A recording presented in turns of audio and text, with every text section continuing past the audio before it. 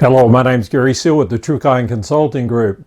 I've come here today to ask you the proverbial question, is knowledge power? Now, some people would immediately jump and say absolutely not, because without applying your knowledge, without using it wisely, then knowledge is simply untapped potential. Well, I say duh to that. Come on. Now, we know and we've heard of some prof who's enormously intelligent who may not be making a mint, but he's still applying it with his students. My particular world is the world of sales, so that's what we're going to address today.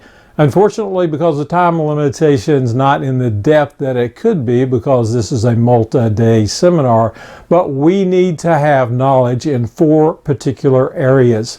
Number 1, you need to have great selling skills knowledge. That's what we'll focus on today. Number 2, you need to have very in-depth product knowledge. And then number 3, you need to know your company and your company's capabilities extremely well. And then number 4, you should understand your prospect, your customer. You should be able to know their needs, present to their needs, help them find unique solutions that qualify and uniquely set you aside as the supplier of choice. So let's go back and look at number 1, and that is your selling skills. I clearly remember being in a commercial insurance class one time. We went around and introduced ourselves. There were about 25 people in the class. I remember I felt so sorry for the people who did not have selling skills experience and training, simply because they had 2 very large hills to overcome. That was product knowledge. It's an enormous field with a lot of details. And then the selling field is something that, do you ever really master it? I think a few do, but for the most part, it's a lifelong learning experience. Things change all the time. So let's look at some of those components. Number 1 would be time management.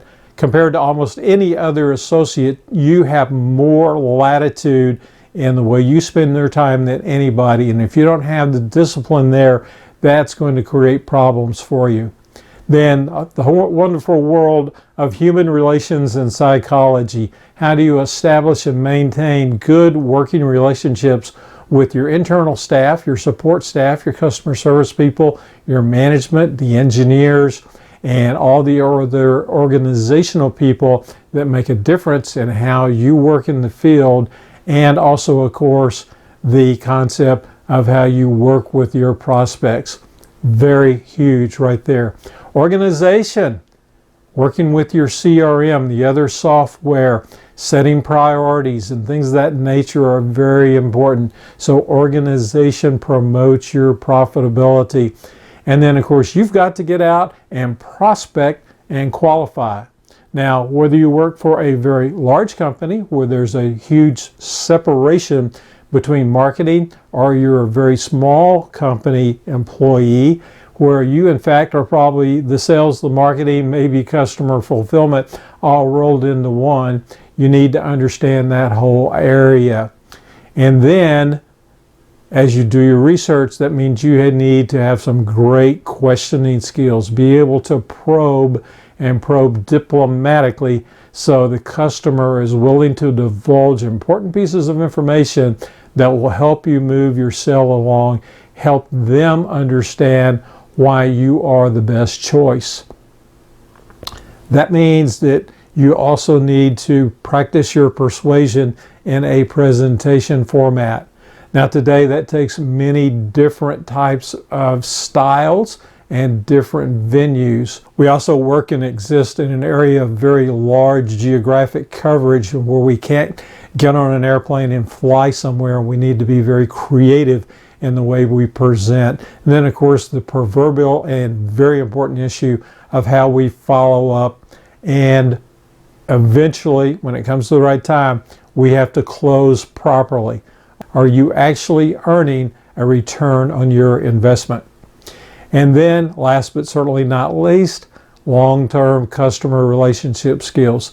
It's rare that you have a one and done sale. It may be for a period of years, but keep in mind that at some time or the other, product innovations or some aspect of growth for your customers are going to possibly necessitate them wanting to purchase from you again, and you don't want to have burned your bridges behind you.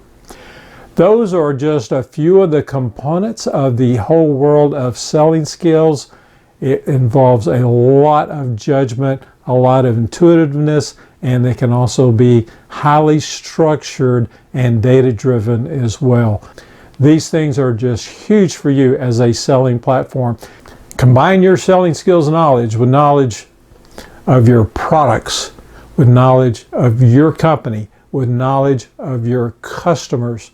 Those 4 components will take you a long way and have you prosper throughout your sales career. Is it easy? No. Is it important? Yes. Is knowledge power? I think I've answered that question, and the answer is yes.